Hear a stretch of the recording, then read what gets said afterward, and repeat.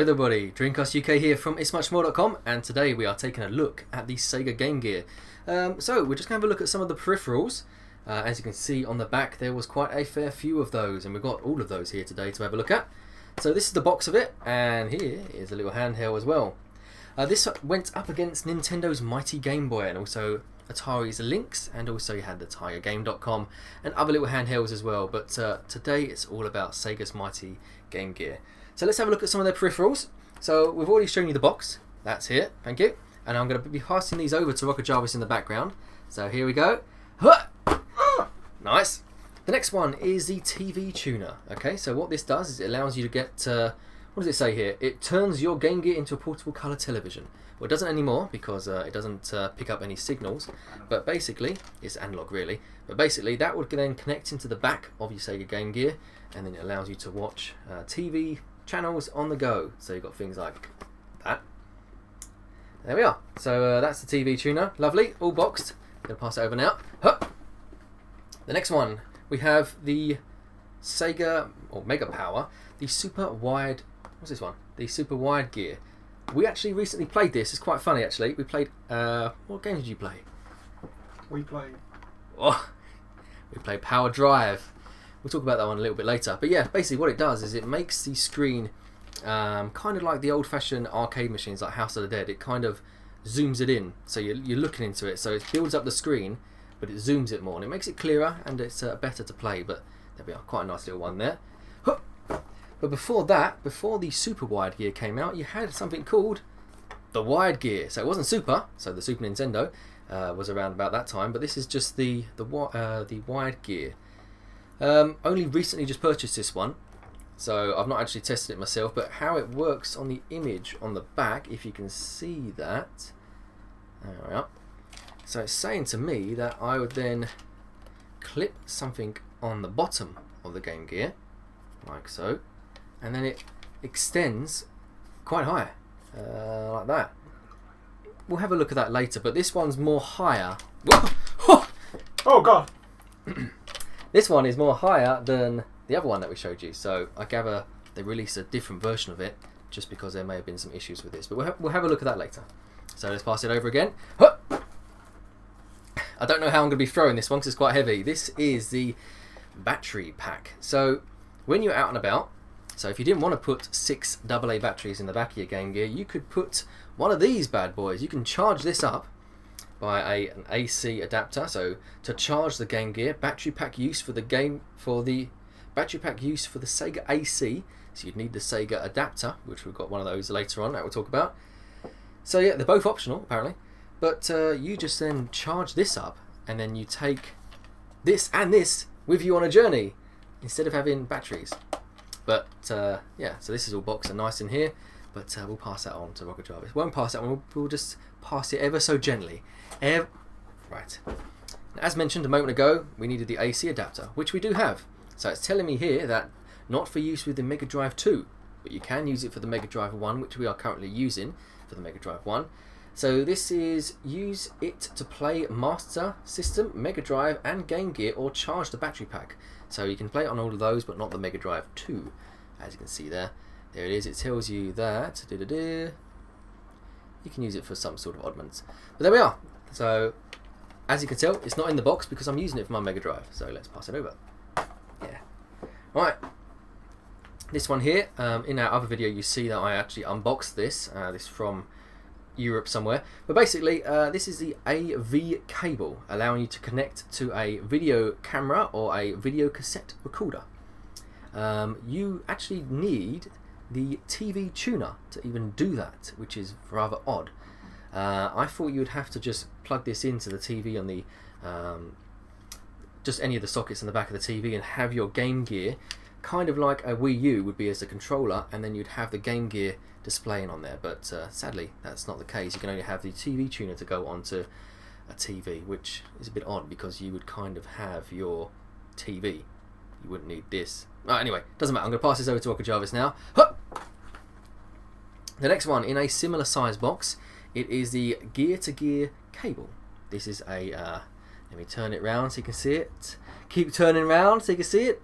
And there we are, it tells you about it. So basically, if you wanted to play multiplayer Game Gear games, such as, let's say, Marble Madness taking turns or Olympic Gold and stuff like that, it allows you to connect 2 Game Gears together.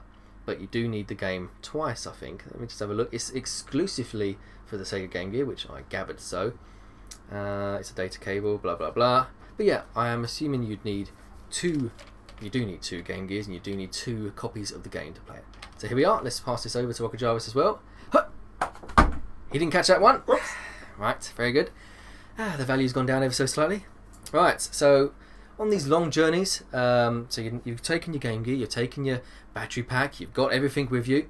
You're now running out of everything. You're running out of power, so you're on the car now. So you need one of these, the car adapter for the Sega Game Gear, which plugs into the cigarette lighter point in the car, and then you just charge it up. So the image shows you there. You plug it into the, if you can see that, you plug it into the, what is it, the cigarette port, and there you go. You can charge this up, which then charges up your Sega Game Gear.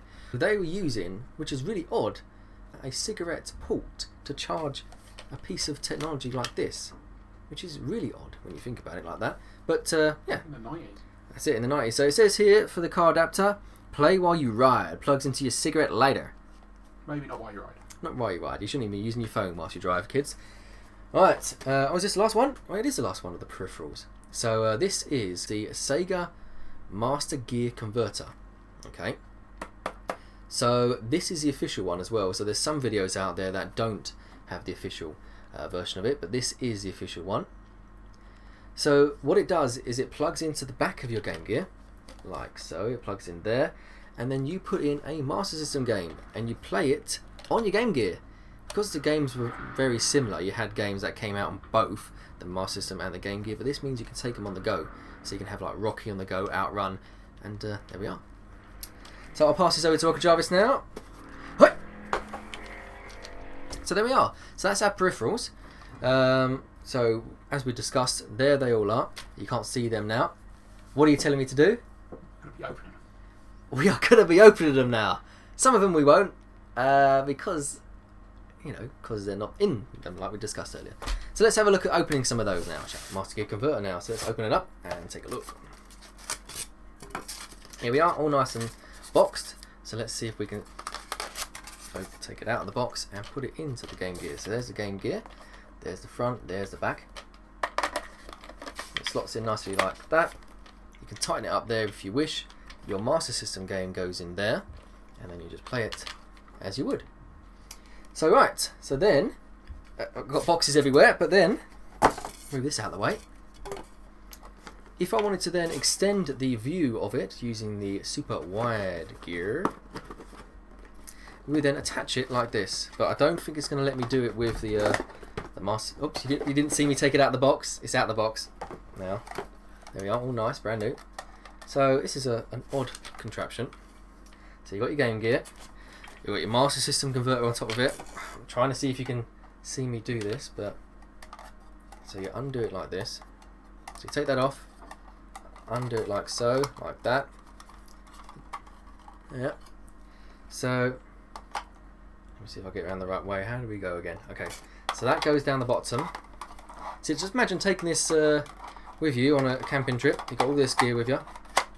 That goes on like that. That then sits behind there, and now you've then got an extra zoom in of your Master System games as well, being played on your Sega Game Gear. So you sit there like that, and that's how it is. Very nice. Good, good. Right, so let's move on. Let's take these off first. So let's take that off. So to be very careful of these, because these are collectible items now. So we'll leave that to one side. Right, next one's got passed to me quite violently, but there we are.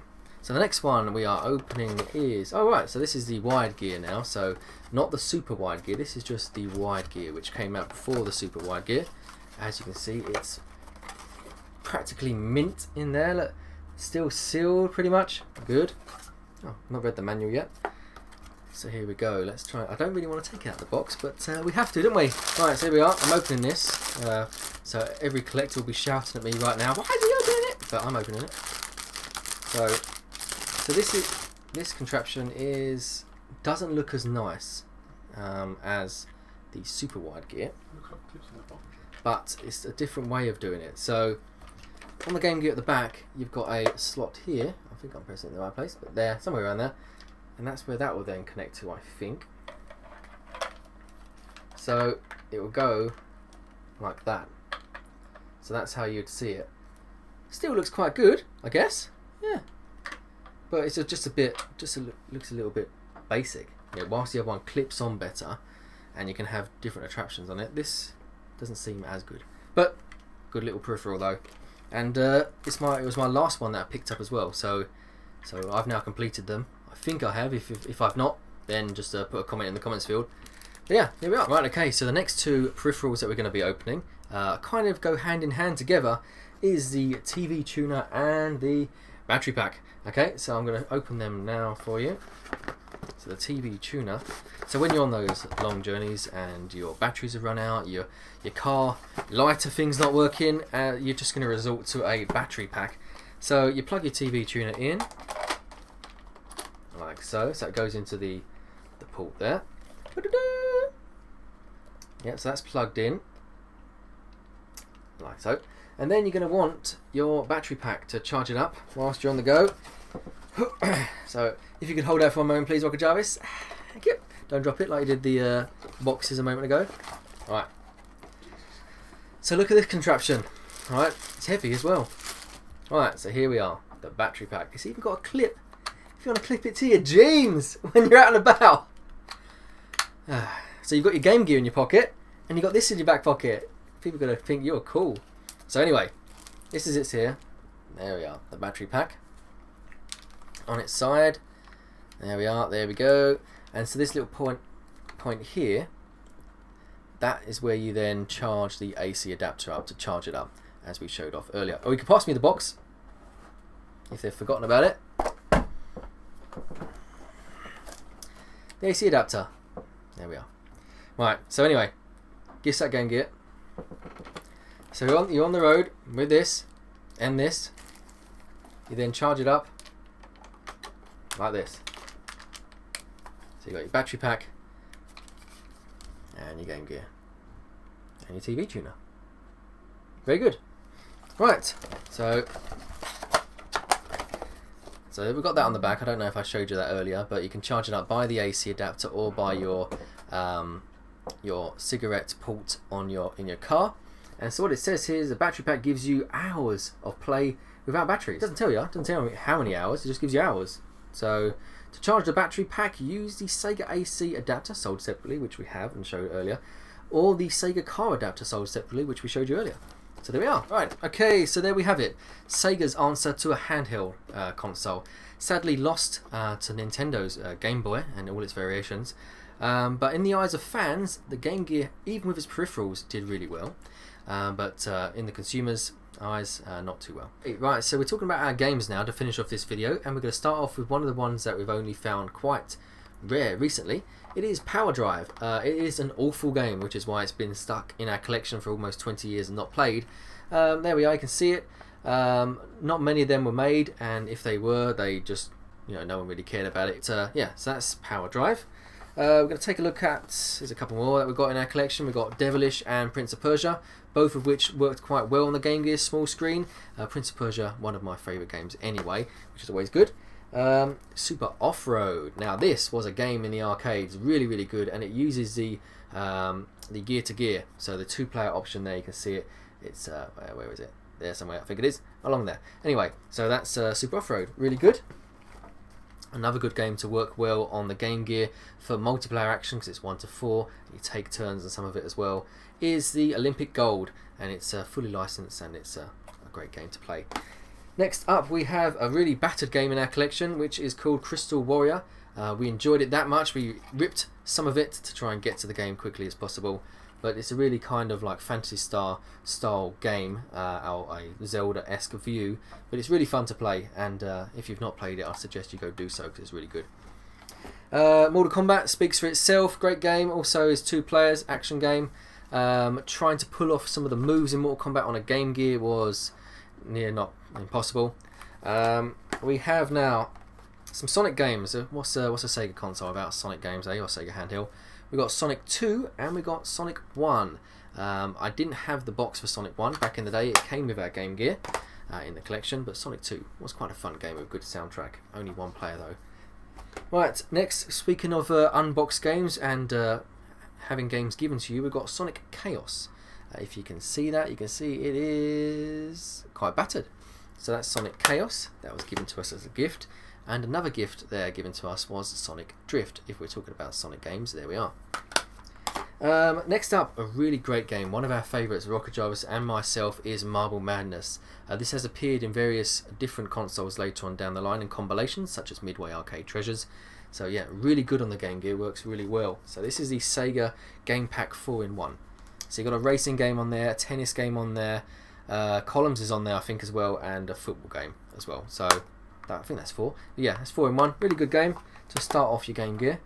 Shinobi, this is, I think this is going to be, I'm going to say it really, this worked amazing. It's called Shinobi, but in other places it's called Shinobi GG, as in Game Gear, and really, really good game. I enjoyed it, the soundtrack was great.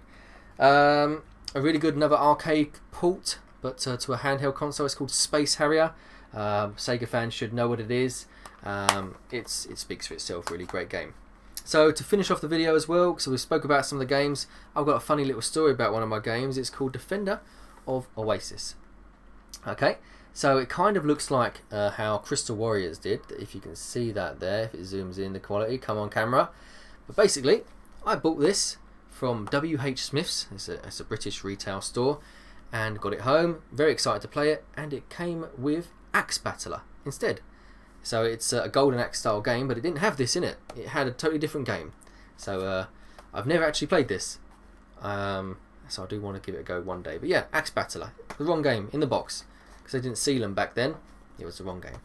But anyway, hope you enjoyed that. They're just some of our games from our collection over the years that we've had from the early 90s when we had our Game Gear. The Peripherals, take a look at some of those. That's a full collection there.